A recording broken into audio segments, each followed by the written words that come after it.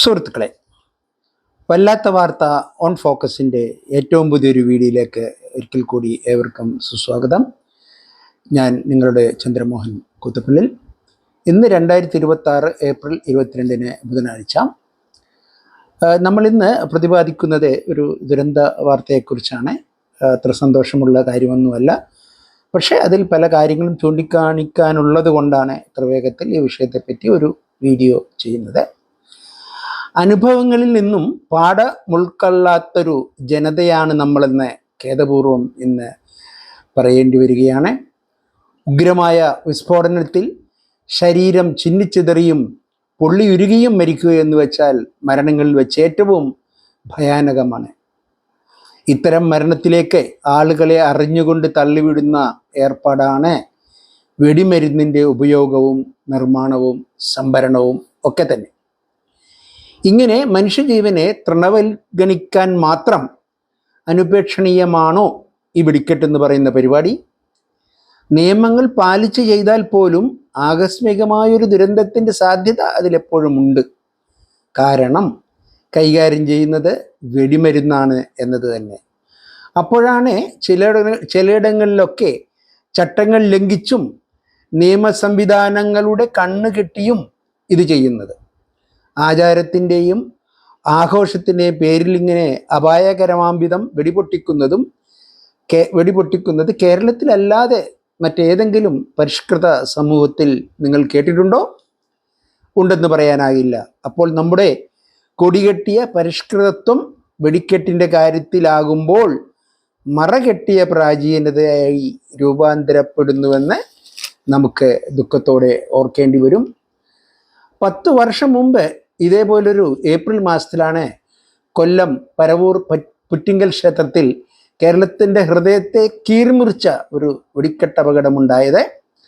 ക്ഷേത്രോത്സവത്തോടനുബന്ധിച്ച് വെടിക്കെട്ടിനിടെ അന്ന് മരിച്ചത്, വെടിക്കെട്ട് പുരക്ക് തീപിടിച്ചുണ്ടായ ദുരന്തത്തിൽ അന്ന് മരിച്ചത് 110 പേരാണ്. ഏറ്റവും കൂടുതൽ ആൾക്കാർ മരിച്ച വെടിക്കെട്ട് അപകടം അത് തന്നെ. 656ഓളം പേർക്ക് പരിക്കേറ്റവരിൽ മിക്കവരും ജീവിതകാലത്തേക്ക് അംഗഭംഗം സംഭവിച്ചവരായി തീർന്നു എന്നും ദൃക്സാക്ഷികൾ സാക്ഷ്യപ്പെടുത്തുന്നു. ഇന്നും ഈ നിയമവും നിർദ്ദേശങ്ങളും ഒക്കെ ലംഘിച്ച് മത്സര വെടിക്കെട്ടുകൾ നടത്താനായി സംഭരിച്ചു വെച്ച വെടിക്കോപ്പുകൾക്കാണ് തീപിടിച്ചത്. ഓർക്കണം, നിയമവും നിർദ്ദേശങ്ങളും ലംഘിച്ച് മത്സര വെടിക്കെട്ട് നടത്താനായി സംഭരിച്ചു വെച്ച വെടിക്കോപ്പുകൾക്കാണ് അന്ന് പുറ്റിങ്കൽ അപകടത്തിൽ അന്ന് തീപിടിച്ചത്. 2016 ഏപ്രിൽ 10 ആ സംഭവം. അതേ ഉത്സവകാലത്ത് തന്നെ പിന്നീട് പലയിടത്തും വെടിക്കെട്ടുകൾ നടന്നു. അവ ആസ്വദിക്കുന്നതിൽ നിന്ന് പുറ്റിങ്കലിലെ ദുഃഖസ്മരണ നമ്മളാരെയും തടസ്സപ്പെടുത്തിയില്ല. ഓർമ്മകൾ സമൂഹ മനസ്സിൽ ഏറെ തങ്ങി നിൽക്കുന്നത് പറയുന്നതിൻ്റെ മറ്റൊരു നേർക്കാഴ്ചയായി അതിനെ നമുക്ക് കാണാൻ പറ്റും. അതിനുശേഷം കഴിഞ്ഞ 10 വർഷത്തിനിടെ എത്രയെത്ര വെടിക്കെട്ടുകൾ നാം ഒരു കുറ്റബോധവുമില്ലാതെ നടത്തി. ആഘോഷത്തിനൊട്ടും കുറവ് വരുത്താതെയുമാണ് ഇതൊക്കെ നമ്മൾ നടത്തിയത്.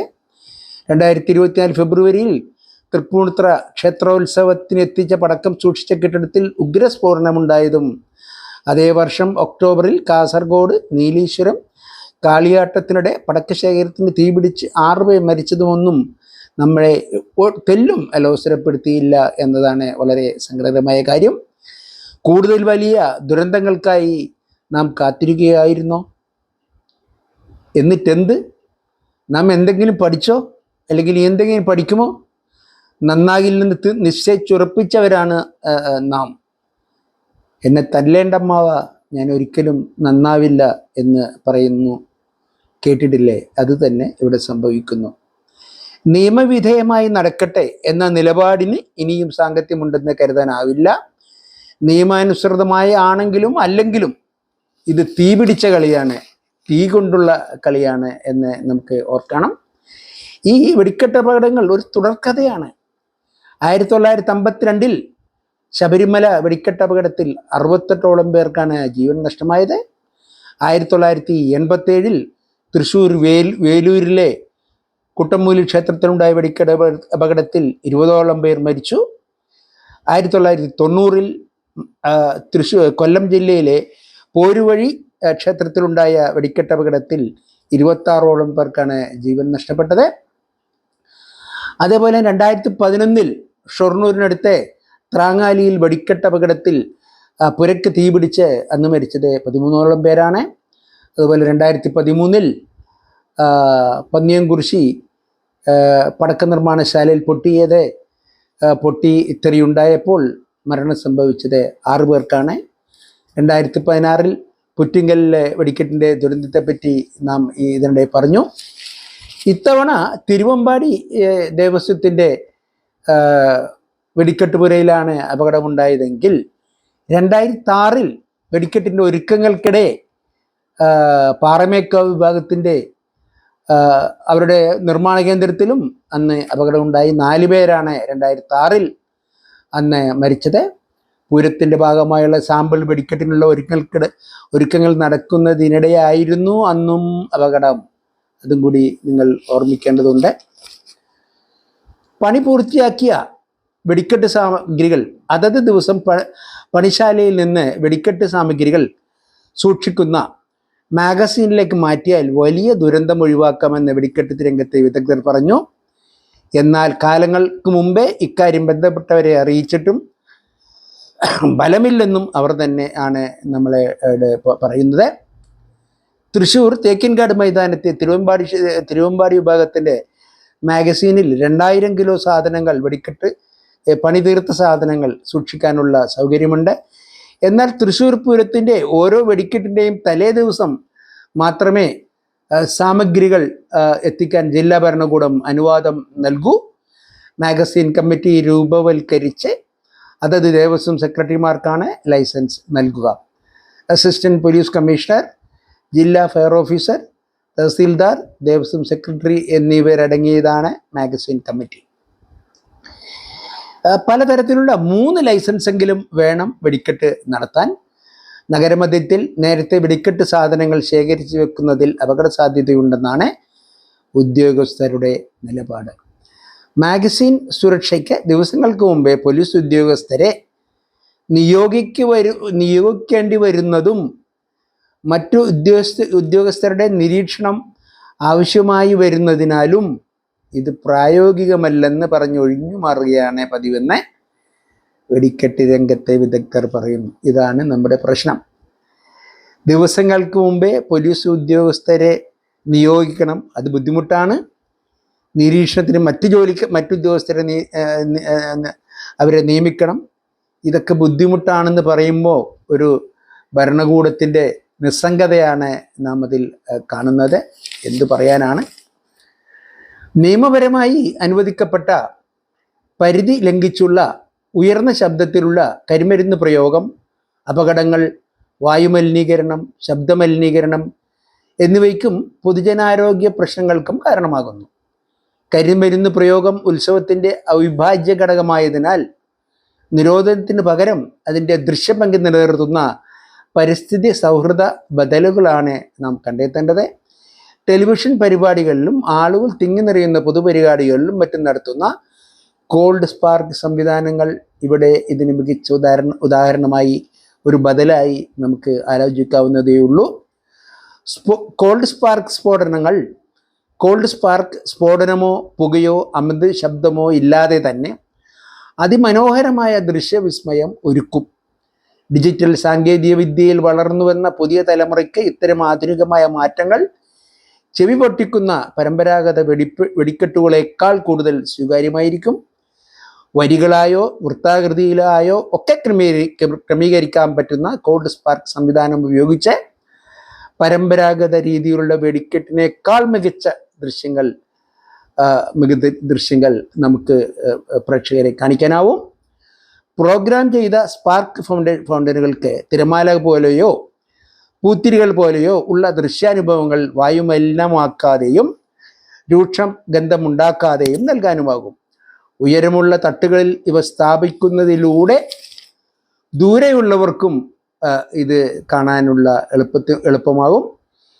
മേളത്തിനൊപ്പം മുഴങ്ങുന്ന കഥന വെടികൾക്ക് പകരമായി ഇവ ഉപയോഗിക്കുന്നതിലൂടെ ശബ്ദമലിനീകരണവും പുകയും ഒഴിവാക്കി തന്നെ ആചാരങ്ങളെ നമുക്ക് രക്ഷിക്കാനാകും.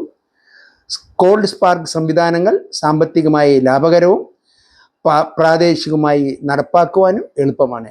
ഡ്രോൺ അല്ലെങ്കിൽ ലേസർ സാങ്കേതിക വിദ്യ പോലെ സങ്കീർണമല്ലാത്തതിനാൽ യുവാക്കൾക്കും കുടുംബശ്രീ പ്രവർത്തകർക്കുമൊക്കെ പരിശീലനം നൽകി പുതിയ തൊഴിലവസരങ്ങൾ സൃഷ്ടിക്കാനും ഇതിലൂടെ നമുക്ക് സാധിക്കും. ഈ മാറ്റങ്ങളൊക്കെ ഘട്ടം ഘട്ടമായി നടപ്പാക്കുന്നതാണ് ഉചിതം. തുടക്കത്തിൽ പരമ്പരാഗത വെടിക്കെട്ടിനൊപ്പം ഇത്തരം സംവിധാനങ്ങൾ കൂടി പരീക്ഷിച്ച് ജനങ്ങൾക്ക് ഇതിൽ താല്പര്യമുണ്ടാക്കിയെടുക്കാം. കാലക്രമേണ ഇത് മാത്രമാക്കി ചുരുക്കുകയും ആകാം. ഉയർന്ന ശബ്ദത്തിലുള്ള വെടിക്കെട്ടിൻ്റെ പ്രത്യാഘാതങ്ങൾ തീവ്രമാണ്.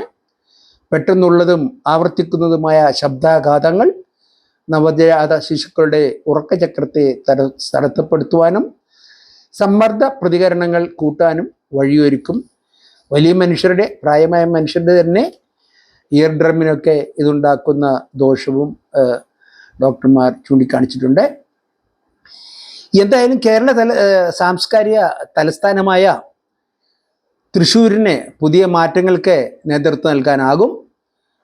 കോർപ്പറേഷനും സാംസ്കാരിക സ്ഥാപനങ്ങളും പ്രാദേശിക കൂട്ടായ്മകളും സർക്കാരുമൊക്കെ സംയുക്തമായി പരിശ്രമിച്ചാൽ വെടിക്കെട്ടിൻ്റെ കാര്യത്തിൽ ആചാരങ്ങൾക്കും ആധുനികതയും രണ്ടും ഒത്തുപോരുന്ന ഒരു പുതിയ മാതൃക സൃഷ്ടിക്കാൻ കഴിയുമെന്ന് തന്നെയാണ് ഞാൻ വിചാരിക്കുന്നത്. ഇത് പരിസ്ഥിതി സൗഹൃദവും സാമൂഹ്യ പ്രതിബദ്ധതയുമുള്ള ഒരു ദേശീയ മാതൃകയായി കൂടി നമുക്ക് മാറ്റുവാനും കഴിയുമെന്ന് കൂടി ഈ അവസരത്തിൽ നാം ചിന്തിച്ചു പോവുകയാണ്. ഇനി പറയാവുന്ന കാര്യം കൂടി നമുക്ക് വളരെ ശ്രദ്ധാപൂർവം നിരീക്ഷിക്കേണ്ടതുണ്ട്. ഒരുപാട് അപകടങ്ങളെപ്പറ്റി നാം ഇതിനു മുമ്പ് പറഞ്ഞു കഴിഞ്ഞു. ശബരിമല ഉണ്ടായ വെടിക്കെട്ടിൻ്റെ തുടങ്ങി ഇന്നലെ ഉണ്ടായ തിരുവമ്പാടി ദേവസ്ഥത്തിൻ്റെ വെടിപ്പുരയിലുണ്ടായ അപകടത്തെക്കുറിച്ച് വരെ നാം സംസാരിച്ചു കഴിഞ്ഞു. അപ്പോൾ ഈ അന്വേഷണമൊക്കെ 2-3 ദിവസം കഴിയുമ്പോഴൊക്കെ നിലക്കും. ഷോർട്ട് സർക്യൂട്ട് ആണെന്ന് പറയും, അതിഭയങ്കര ചൂട് കാരണമാണെന്ന് പറയും, എവിടുന്നോ തീപ്പൊരി പറന്നു വീണാണെന്ന് പറയും, പല കാരണങ്ങളും പറയും. പക്ഷേ ഇതിന് കാരണക്കാരനായി ഒരാളുണ്ടാവും, അല്ലെങ്കിൽ ഒരു കൂട്ടം ആൾക്കാരുണ്ടാവും.